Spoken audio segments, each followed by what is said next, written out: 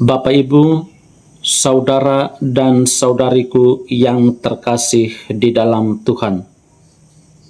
Motivasi kehidupan dan refleksi dari Injil Matius bab 18 ayat 12 sampai dengan 14. Kasih yang tidak pernah menyerah. Bapak, Ibu, saudara dan saudariku yang terkasih, ada saat dalam hidup ketika manusia merasa begitu kecil, rapuh, dan hilang arah. Kita berjalan, tetapi tidak tahu lagi kemana kaki ini sedang menuju. Kita melayani, tetapi hati kadang terasa kosong. Kita berharap, tetapi hidup justru terasa memukul. Dalam saat-saat seperti itulah, Yesus menghadirkan sebuah gambaran sederhana, namun begitu kuat. Seorang gembala yang meninggalkan 99 domba hanya untuk mencari satu yang hilang.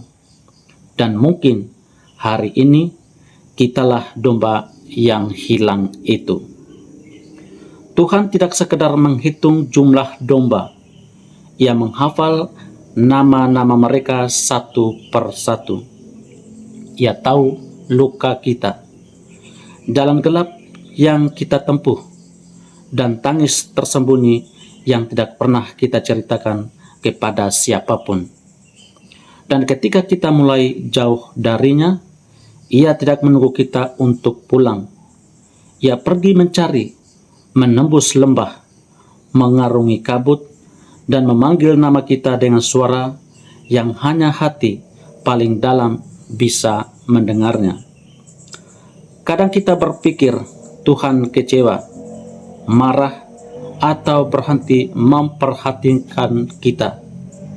Tetapi Injil hari ini menegaskan sebuah kebenaran yang begitu lembut.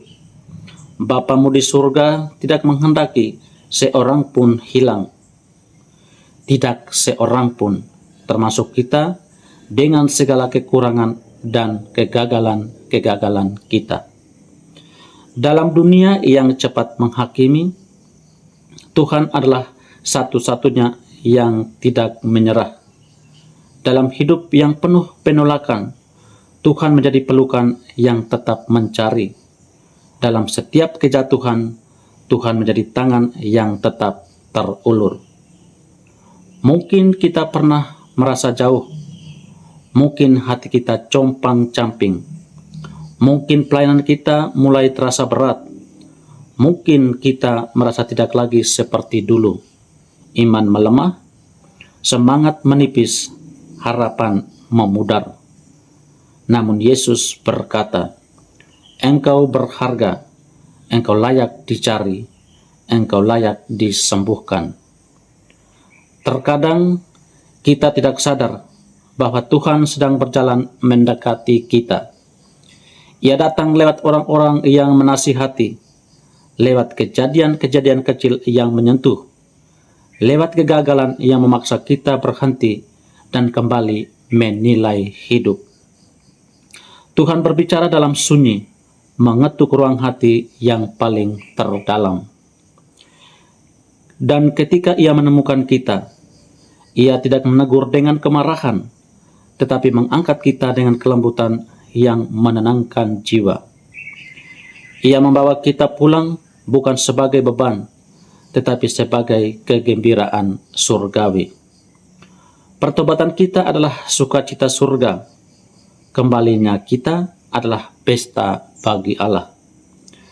Dalam terang sabda Tuhan ini, kita diajak untuk bertanya kepada diri kita sendiri.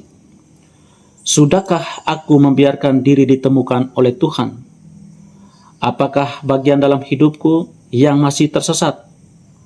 Siapa yang perlu aku cari kembali dalam kasih, seperti Yesus mencari aku? Hari ini, mari kita izinkan Tuhan menemukan kita kembali. Mari pulang ke pelukannya. Mari membiarkan diri dikasihi sepenuhnya, tanpa syarat apapun. Sebab Allah tidak hanya menghitung banyaknya domba, Ia merindukan hati setiap anaknya kembali kepadanya. Dan selama kita hidup, selama napas masih ada, kasih itu tidak akan pernah berhenti mengejar kita. Semoga Tuhan memberkati kita semua. Amin.